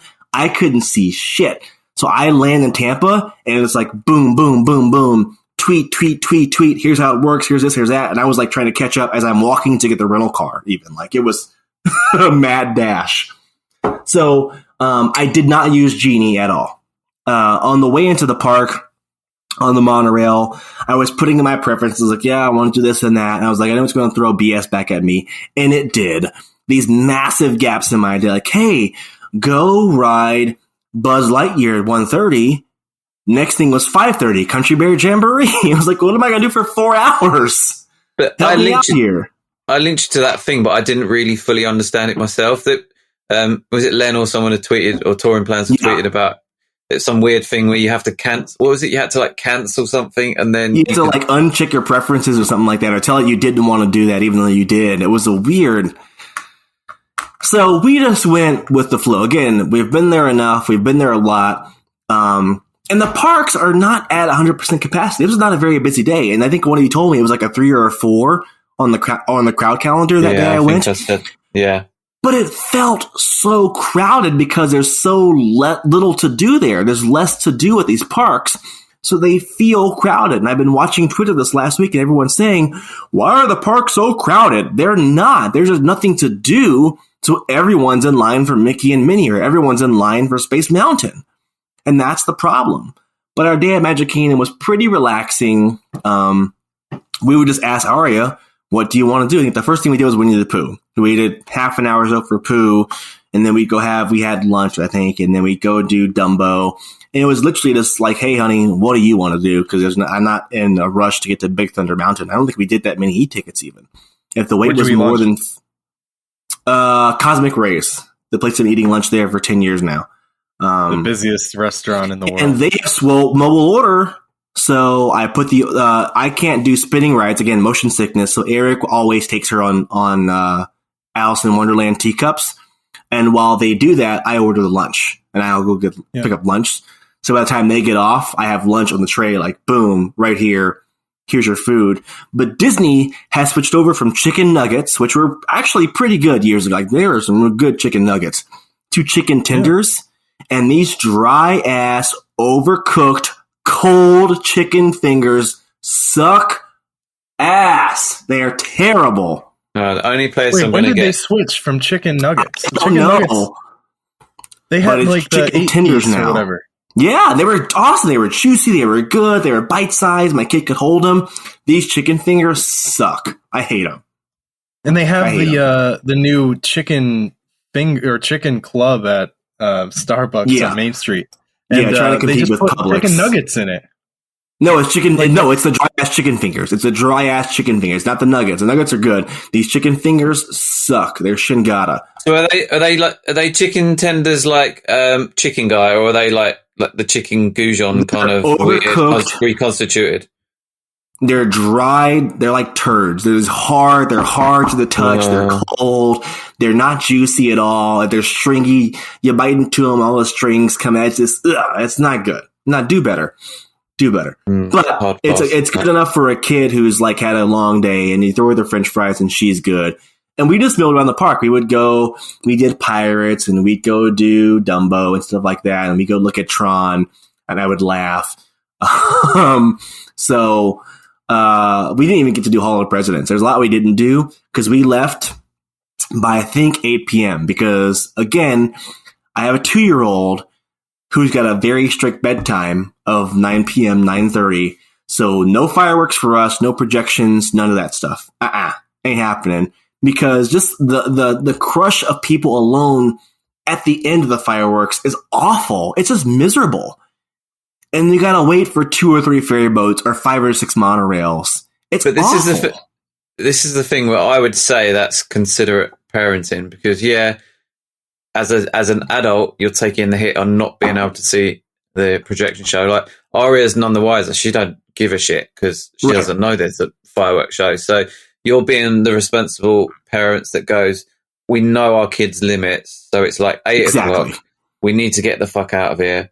You know, how many times have you been like around that time for fireworks and there's like kids same age as Aria screaming the place down because they're overtired, they're overstimulated, and they just want their bed. So it just, to me, it's so many. Like if you go down I Drive at like midnight, 1 a.m., you see strollers being pushed around. Yeah, and I would never put my daughter through that. That's not a fun. Maybe it's more fun for Eric and I. Like, oh my god, the fireworks, and we got good Instagram photos. But for my kid, who I'm there for, it's for her. She's miserable, and I'm a father. I don't want to see my daughter miserable at all, ever. Especially at a place where I'm paying $130 a day to be at. So we know her limits, and she'll tell us if she's tired or if she wants to go home, or I don't want to. Her new phrase, I don't want to. She said every time we enter the queue, I don't want to spend money. Every time we entered a queue, she would say, I don't want to, every ride. I don't want to. And people are like, oh my God, she's on a ride. I'm like, no, she wants to ride. She does not want to wait in line. So that's what I don't want to means. So, but our longest wait was maybe 30 or 40 minutes. Yeah, it was 30 or 40 minutes. We were in and out. Just again, with your kids, know the limits, know what they like, know what they don't like, and save yourself the grief. Sorry, just to touch on the whole, what you're saying about it feeling busy, but it actually wasn't busy, etc.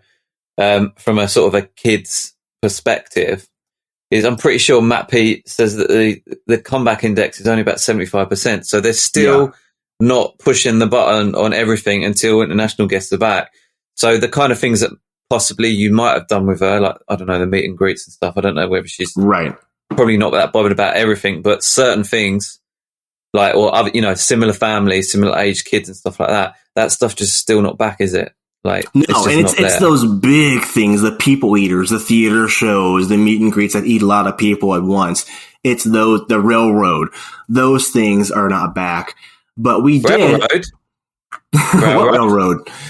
We did, by sure chance, happen upon 3 cavalcades. Just like we were leaving a ride. There's a cavalcade. Sweet. And so she got to see Mickey. She got to see Tiana, and that was enough. Like, after that, it was all gravy for her. Like, all right, she saw Tiana. Tiana waved to her. She waved to Tiana. Like, that eye-to-eye contact thing. Like, that was like, I'm tearing up right now just thinking about it. She saw that, and she was like, great.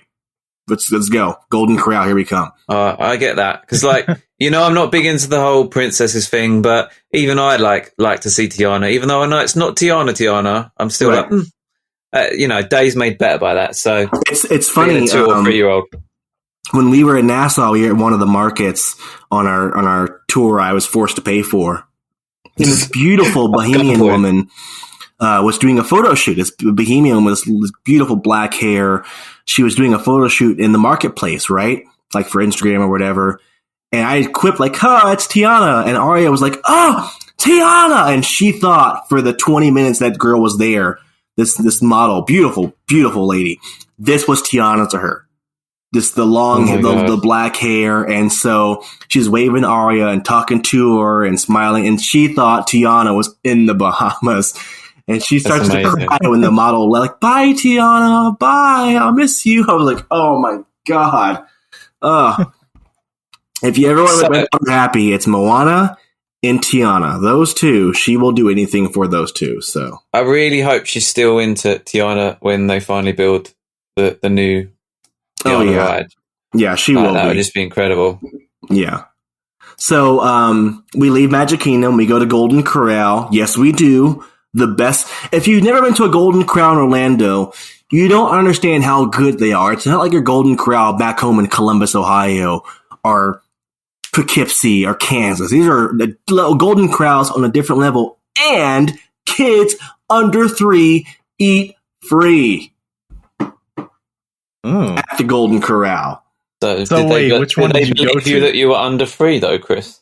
I did not believe. I tried. No, I didn't think so. We don't go to the one on 192. That's a trap Golden Corral. Don't go to the one on 192. It's the one off of Disney Springs and the one by Universal are the two good ones. The one by Universal was open? Yeah. It was open on our last trip in January. It was closed still, but this time it was open. Yeah. Jeez, that place was looking rough when I lived right near there and would go by it every day. Yeah, by the McDonald's and all that. Yeah. Just to be clear, when I am in town, I'm not joking. If you want to go to Golden Corral, you can go there. I'm going somewhere else, mate. I didn't fly 4,000 miles to go to Golden Corral. Oh, good. What about CC's, Tommy? Oh, God. I hate CC's. CC's sucks. I like CC's. I've never been to Golden Corral, but I like CC's. Golden Corral. Next time you're in town, Ryan, let me know. I'll take you to Golden Corral. I'll bring my coupon book, and we'll do some Golden Corral. I love a good carvery, as I call them in the UK. I love a good carvery, and it's just the closest thing. Did you go to a the Toby carvery? Did you go to one of them when you were here or not? No, I couldn't find a good one, and we were out so late. Sometimes we had those different shows at night in London. I couldn't find one. Yeah. Well, next time you come, you literally have to take a trip up to where I live because I won't go there. You can go. I'll be going to Nando's, but. Me and Eric will be highbrow and go to Nando's. You can go to Toby Carvery on your own. Oh, and Eric totally turned up his nose. I think that our first night in Orlando, we got to Dockside, put our stuff away. I was like, "Hey, it's time for dinner. Where are we going?" And he was like, "You want to go to Golden Corral, don't you?" I was like, "Yeah." Actually, we didn't. I went to Publix. This is the thing. I went to Publix and got, because he wanted those Publix, the subs, the chicken tender subs, which is, Publix is amazing. And they were sold out. Well, you said you did like the Publix run, and then you came back and there was like loads of amazing stuff at your hotel. Oh my gosh, I didn't even see it. And I said, "Hey, I'm going to go down and get a beer." I think I got us I think he wanted some food from Publix I got from the hot case. I come back to the hotel, give it to him. I'm going to get some beers in the lobby. And there's like a whole fucking cafeteria restaurant with these pizza, hamburgers, french fries, chicken. Like, what the hell? Have you not learned anything from being on a podcast with Derek Bergen? He's like, who? Yeah, who? That guy that actually does write pretty good articles about what decent food and stuff you can get at like Universal hotels. Or the Thursday 5, what's it called? Yeah, like it's $50 steak for Pacini, that kind of stuff. Well, that's coming up. We'll see that. I'm looking forward to that. Yeah. So... And again, a lot of people who are going to Disney were staying at these hotels at Universal, at Ventura and Dockside and Surfside.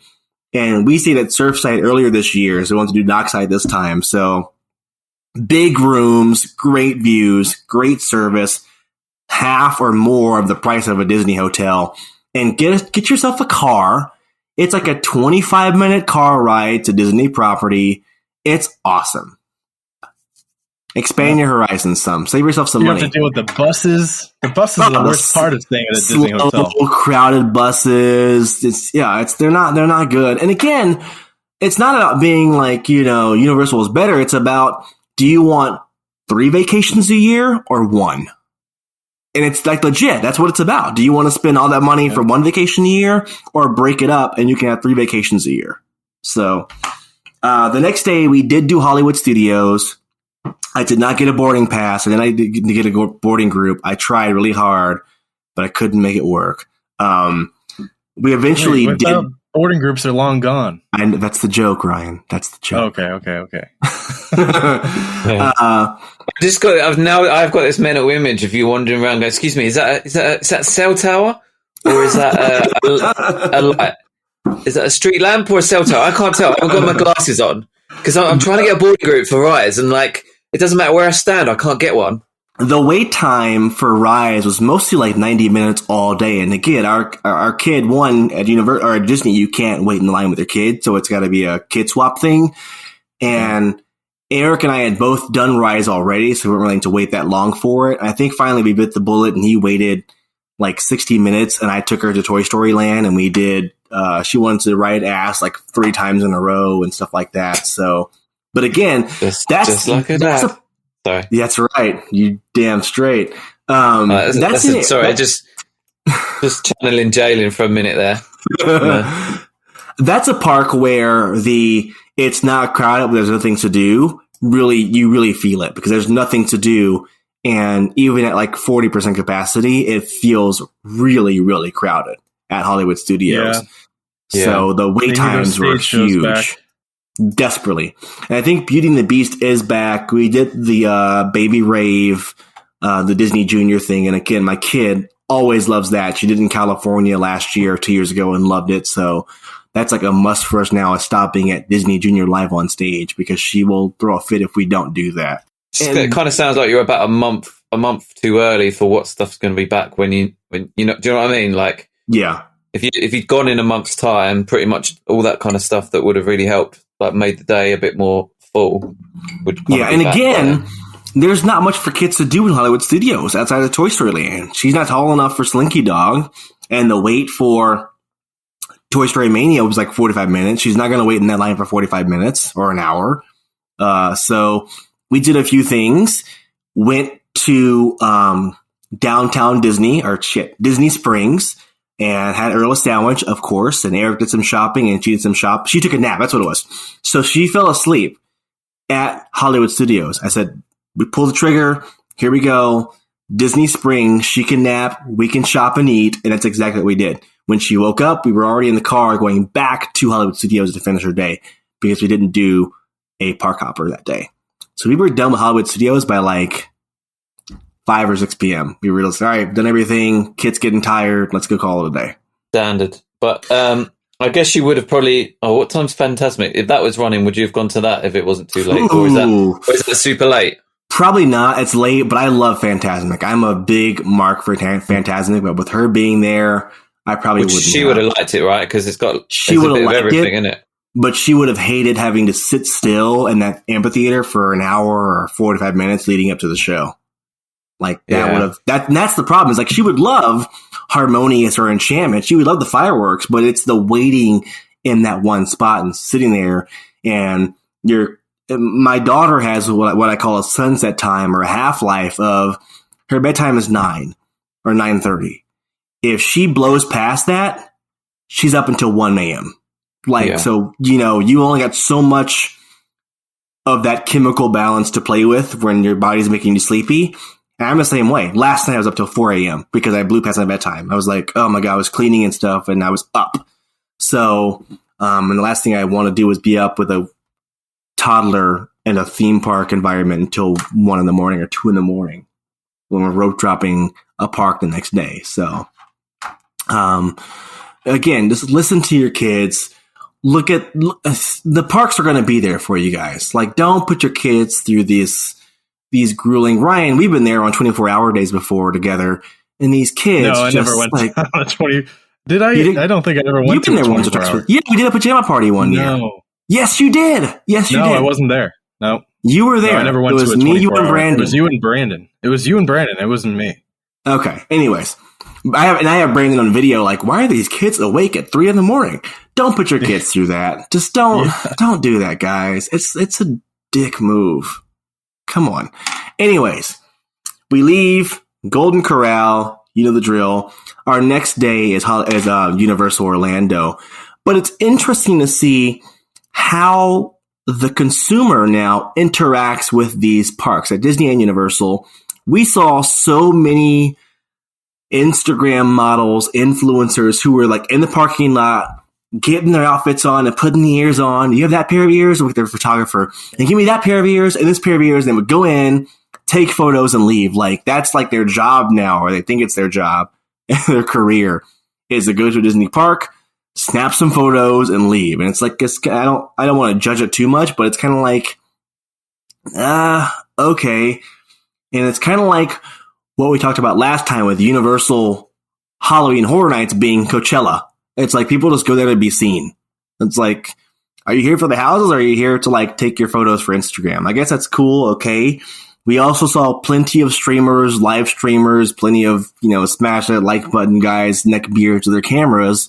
I was in the same transport with Tom Corliss, apparently, on Rise of the Resistance, and I was on his live stream, and he saw me and like made a hard like right turn, like nope, and like wanted nothing to do with me. What do you think? He was going to like take him to task live on air? I knew he was streaming, so I wasn't going to say anything to him. I was going to be polite. I was thinking of a good line, and I was texting you guys. So I'm in line. I almost said, "Give me something good to say. I want a good one-liner for Tom," but I couldn't think of anything because I'm watching the show unfold in front of me too for the ride, so I didn't want to ruin that for anybody in the group. But like I said, you should have just like now every time you go to Disney, you've just got to wear your cock piss Corliss t-shirt just in case. Because as we discussed in the group chat, like I'm pretty sure no one in Disney is going to tell you to take it off. They'll probably gift card you, free drinks or something, free stuff. Yeah. He was working. I didn't want to interrupt his work and ruin his live stream. So, but hi, Tom. Anyways, Universal Orlando the next day. There was so much to do there. So we left Magic Kingdom Hollywood Studios those 2 days. Like, is there anything else you want to do? No. All right, we'll go.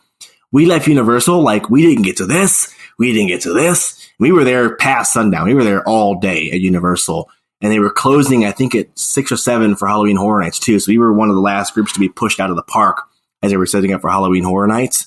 The park is great as usual. The staff is even better as usual. And there's so much for our kids to do there, Universal Orlando now, with Pterodon Flyers. And again, you all know she's a massive Jurassic Park fan and massive dinosaur fan. So we spent half our day in Jurassic Park. Just that one land alone, with her spending all my money on Jurassic Park stuff. That's fair. Did you do Velocicoaster? Oh my God. Listen. I've had some great experiences in life. And this ride was and I heard all the hype going into it. I saw all of you on Twitter. Oh my God, it's amazing. It's amazing. I'm like, it can't be that good. This ride.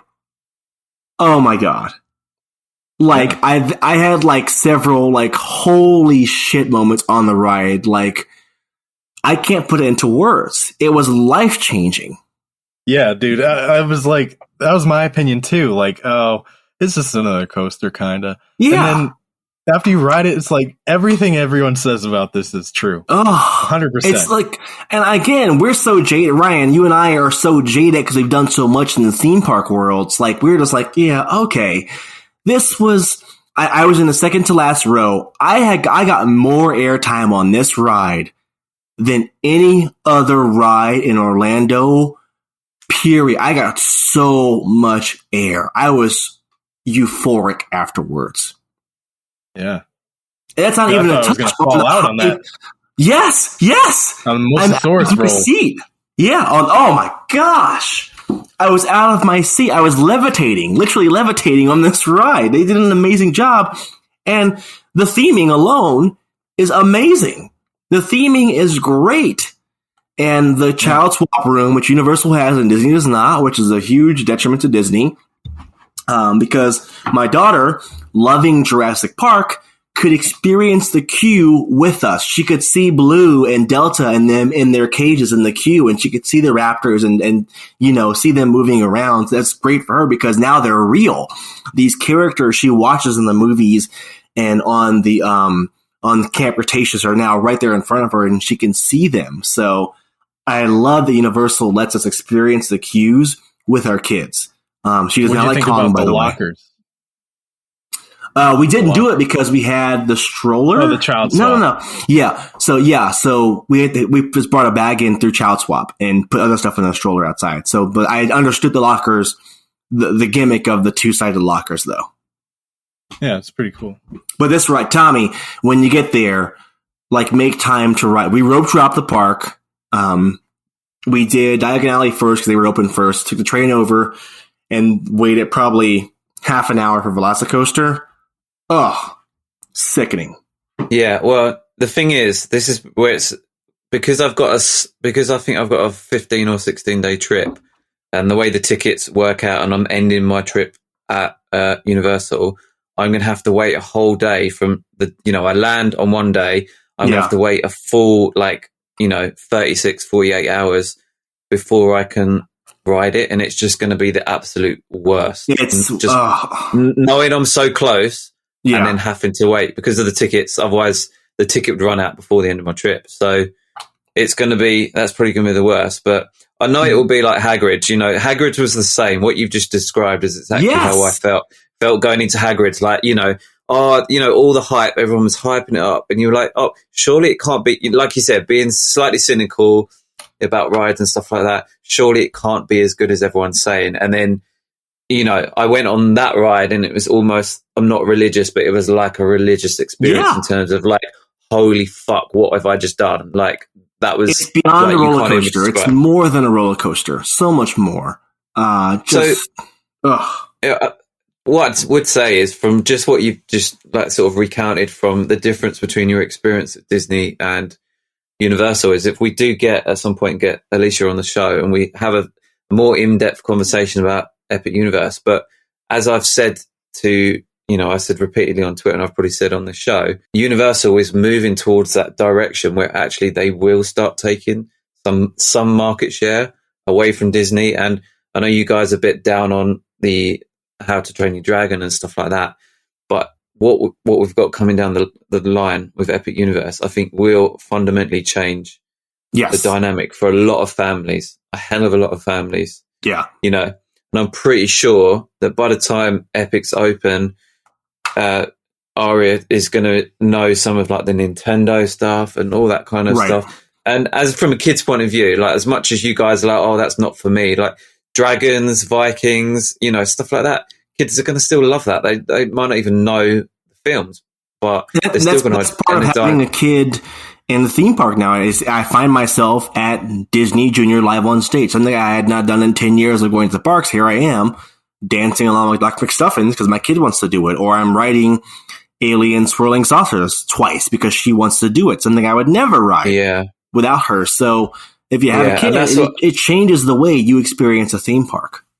And that's what I think. That's why, that land might not speak to you guys, but I think it might speak to kids in a different way. So that's where I'm looking at the overall Epic project and going, right, okay, actually, they're starting to tick a few more boxes, a few more demographics. It might not be for me as a grown adult, but I'm probably still going to enjoy it because they do such a good job with everything they do. But I think we're going to find that Epic's going to tick so many boxes, and all they're going to do, those 2 Disney days that you just described, you might just go, you know what, next time round, I'm doing 2 whole days at Universal, 1 day at Disney, and we'll just park up at 2 parks, and that's it. Job done. That's all we need. Exactly. Let me just say this though. Nobody goes to Universal because they're a Harry Potter fan. They hear such great things about the Harry Potter land that they just want to go. I would say nobody really cares about Harry Potter, but just the word of mouth of that experience gets everyone in the gate. Yeah, you know what I said. I've said this repeatedly on Twitter, but I'll say it here on the show now. Is the first time I went, which was 2013. I went into Harry Potter Land completely indifferent about it. I did not care. I'd seen the first film. I thought it was okay. I wasn't that mad either way. I was like really sort of on the fence. Walked through that Hogsmeade and I was like, wow, this is impressive. And then rode Forbidden Journey and I was like, you know what? Actually, that got me through the vague familiarity of Harry Potter got me through the door. The land spoke for itself and got me hooked, and then that ride just said, right, okay, this is awesome. Like, you know what I mean? I gotta go watch I that. think for me, I didn't. The Forbidden Journey was the first Harry Potter content I consumed as a kid, and then I went from that to opening one of their rides. Nuts. Yeah, it's madness. But I think that's what you're going to get. You're going to get. It doesn't like people seem to think that, oh, well, because Disney seem to be doing so much like what's here, what's right now. They work 5 minutes at a time with everything. And it's, oh, Mandalorian's a big new thing. Oh, right. We've got to build this. And it's all like right here, right now. And actually sometimes it doesn't have to be as present as that. It can just be enough just to get you through the door. Just to get general public through the door. That's one thing I can't get over. I feel sometimes so depressed walking through Batuu.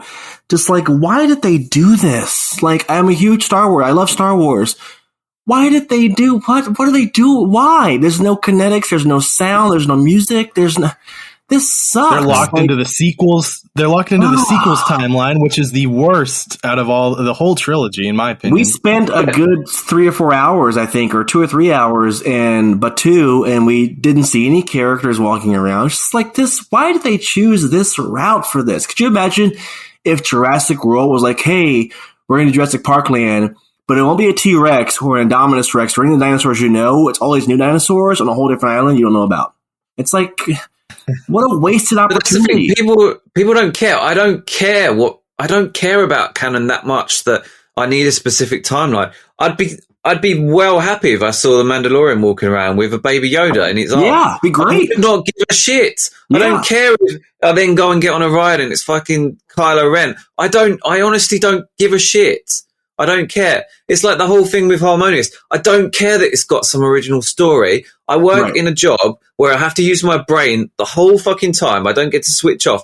I want to go into a theme park and just be a bit dumb and not really care and just be like, you know what?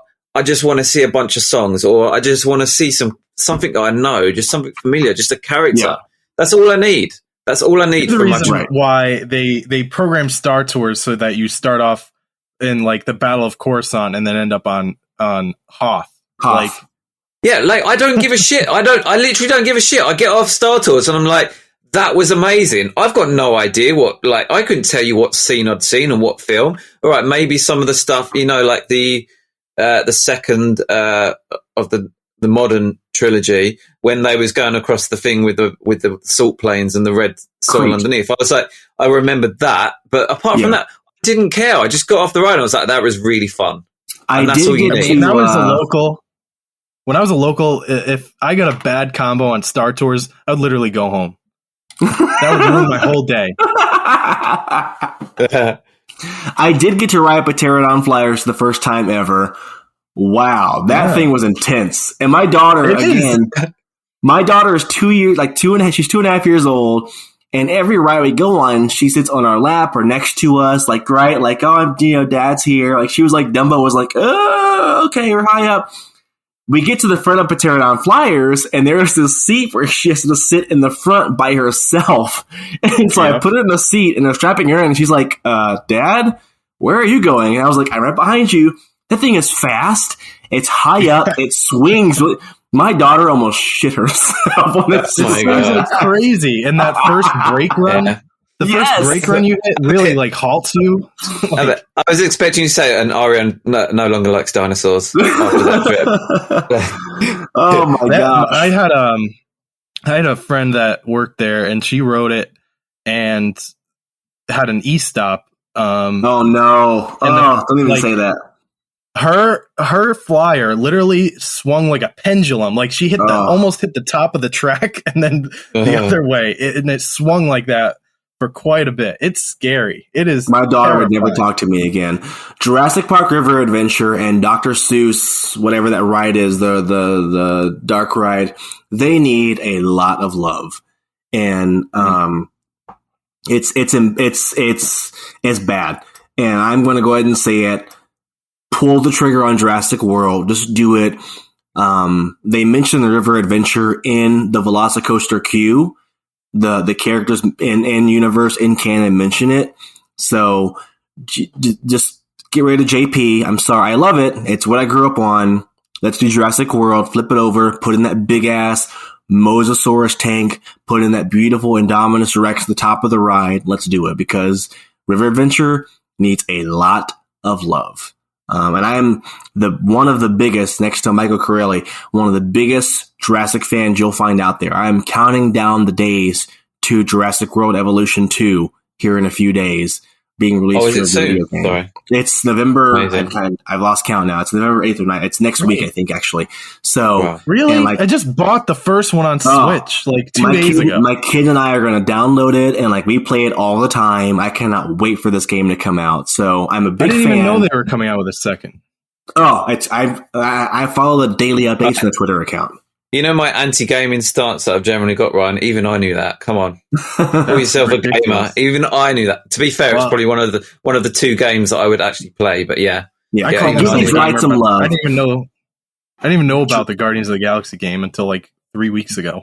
Yeah, that's the other one I knew about. How did I know about that? Come on. Yeah. Anyway, I'm stuck in I'm still playing games from the 360 PS3 era. I haven't even finished what I need to from there. But so I reckon I would say probably the sort of the path, talking about River Adventure and stuff like that, the path to, me and Ryan are chatting about this a little while ago as well, the path to what happens with Epic and stuff like that. We're going to get those few little things. We'll talk about it probably more on another show, but we're going to get a few things dotted around between, now and Epic opening, which I think I'm saying it here now on the show, guys. 7th of June, 2025 would be the date that I would open it, because it's the 35th anniversary of the entire result. I'm just saying this now, all right? But the path to that is we'll get a few things between now, get something next year, something small next year, something in 2024. That leads us up to 25. And then they most likely are going to be looking at stuff for the other parks. Because obviously what you don't want to happen is when Epic opens in 25 is that basically everyone changes their trip and just pulls in on the new park and ignores the old parks, right? So they've got to have stuff at the two other parks to balance it all out. We didn't even get to E.T. We didn't even get over to Simpsons and Men in Black. Really? We spent so much time in IOA with Arya and dinosaurs. We didn't, literally, we did Bourne, which, by the way, is still amazing, and Eric was blown away. Eric is not a big theme park fan. He's like, okay, yeah. And even leaving Bourne, Eric was like, whoa, that's intense. And we were sitting on the edge, on the end of a row, very close to the stage where the effects aren't as effective. And even Eric was marking out for it. That's what I've got I've got so much new stuff by the time I finally get out there, right? Yeah. That new show, VC. If you like The Mummy, write it soon in the next couple of years. Yeah. Go ahead and get your rights in now for The Mummy. Bourne is underrated. How underrated? I mean, it did open during the pandemic. It's the most underrated thing in Orlando. No one talks about it. It's the most amazing thing. It's just the bad luck of it opening, or it being ready just before COVID and then opening sort of when the park reopened kind of time. And it's just, it's one of them. I think that will change though. Once it gets to, because, all the locals have just, it's been done to death for them. But I think once international get back, it'll be a different story. The good thing is, from a marketing perspective, and we talk about this a lot in the industry, is that Universal has now successfully conditioned their audience to expect more and better. When something like this debuts, they go, yeah, it's Universal. Of course it's that good. So if they're kind of, they open Fallon and everyone's like, oh. The thing is though, let's be right. And I'll say this as someone in the UK where we do not have the best parks, not by a long shot. Europe has got some amazing parks. UK parks are terrible. If that ride opened in the UK, I would be so happy because it's a decent ride. It's just a case of you guys can't see the wood from the trees in terms of quality because you've got so many things outshining everything else. It's the same issue with Rat Ride, right? So it's an okay ride. Like us that have ridden it, you know, yourself included, Chris, like we never said it's a bad ride. We said it's a cute ride. It's a good ride. But, you know, we said just compared to the fact that you've got two other pretty decent, you know, one considered one of the best rides in the world, trackless rides, and Mickey and Minnie's, that it's going to have a shelf life in terms of what people have to say about it, because you've just got too many other similar rides out there. And, you know, so it's just what I think is one of the... They completely bungled it. Like it was supposed to be pretty intense, you know, it was definitely going to have a height requirement. But it was supposed to be way more intense, and Dynamic has other attractions that are basically the same system that go way off the handle, and they really toned down Fallon. Like it's hardly a simulator at this point. It's just barely moves compared to what it can do. That's my only gripe. Oh, that's a shame. I mean, I think it's fun, but I think Alicia was talking about it on a sort of latest video. We're speculating about what they might do with bloody Garbage Fire Supercharged. Is that problem with that park is it is too much of the same. Like at the moment, it's too much of the same. But you know, I've talked about expansion slots and stuff like that. You've got the whole of Kids Zone. I think probably what they would do is wait a little while longer until Simpsons gets to the end of its life, and then take the whole of Kids Zone and Simpsons and the MIB expansion pad and just do something a bit more thorough. There's another area which I won't go into at the moment, but there is another area where it's looking like they might go as well. So there's a lot of potential for that park where it does move it away from, oh, here we go, it's another screen ride. Oh, it's another screen ride. Yeah, you know what's interesting? Needs the most work. The height requirements are really the height requirements are really off. Like my kid can go up in the air when I Pterodon flyers, but she's too small for Minions. Like what? Yeah, that's bizarre. Yeah, those are some whack height requirements. Yeah, it's really hit or miss there. Height requirements for the Secret Life of Pets ride. I mean, come on. Yeah, even Ryan's not tall enough. I get it. Universal, I get it. Just like forget what the manufacturers say sometimes. Right. Yeah, but then when you're reading stories about what happened with that poor 6-year-old girl in that park with that drop tower thing. Yeah. Like as much as people complain, I'd rather it was 100% containment and know that absolutely every child that goes on that ride leaves that ride intact. Like to me, I'd rather that. But yeah, I totally get it as well. But surely they can just do a few adjustments to allow. Here's my kid up in the air, 40 feet in the air, swinging back and forth, screaming her head off. But sorry, you can't ride Minions. Yeah, that's a bit. Just change the restraint or something. I don't know. All right, we gotta wrap this up. It's almost, we got Halloween going on outside my house here, and these kids are probably egging my house by now because I'm not downstairs to hand them candy. So, do you stand there with the contactless reader for their parents to pay for the candy that you've inverted commas given them? Well, if you've seen the meme, I can just say in this house we socialism. We have the bite-sized candies. We're not doing. This is not a capitalist household with the full-size candy bars. This is a socialist household with just the tiny ones, and you will take just one. You're basically talking about the $100 Disney what's that? Not so scary candy. Yeah, you know. That at most you can take a pound of candy home each, and you paid $100 for that. And I have you fill out a tax receipt when you leave too, just to make sure I get my full rebate for it. Yeah. Okay. All right. Fair enough. Definitely. All right, Tommy, where can we find you online? At Tommy Hawkins on Twitter and Instagram. Ryan, where can we find you? At Imagineer6 on Twitter. And you can find me at Wakefield Report. As always, we are hosted by the Mice Chat, Mice Pod Network. All the latest theme park news, reviews, updates, rumors. A lot is happening out there at Disneyland, which we didn't even get to this week, over at micechat.com. Photo reports, they're working really hard. Go see them over at micechat.com. All right, that's all we have for this week's show. We will see you all next time.